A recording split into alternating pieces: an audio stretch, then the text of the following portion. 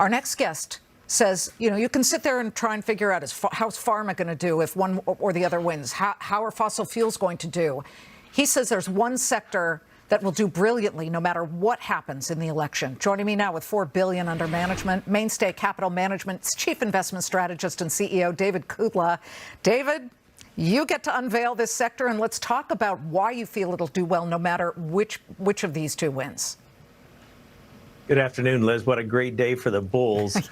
Yeah. So the sector, and there's been a lot of talk about it here over the past months and couple of years.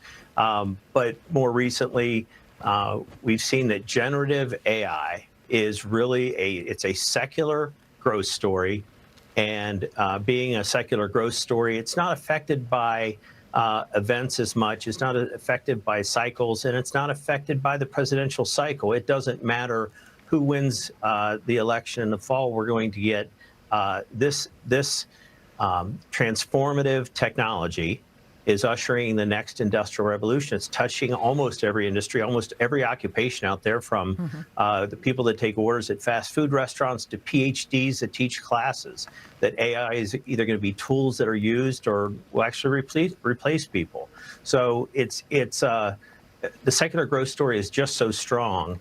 And yes, energy, autos, all those will have a different outcome based on the election, based on the policies of who wins the election. But transformative AI will grow right through it. Well, you witness the announcement that Palantir and Microsoft made, where they are going to be teaming up in some government cloud networks to deliver really important, secure AI. And you realize that this has very much taken hold across the board. So that said, do you have specific names? Do you stay with the large cap AI generative, or do you go with some of the emerging ones upon which the larger guys depend?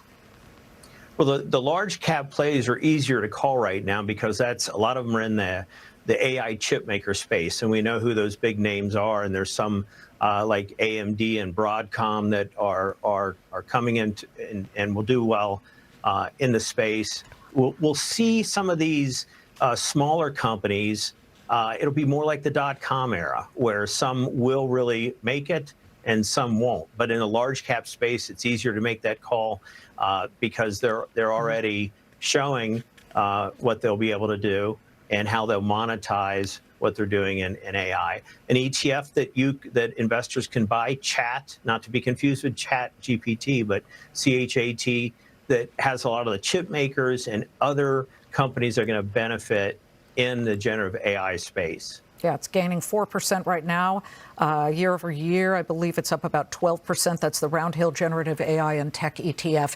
David, we got a couple of seconds here. We got a big rally today. What do you think happens tomorrow? Can we push into the green for the week after Monday's horrific display by the Bears? Yeah, I think we absolutely can.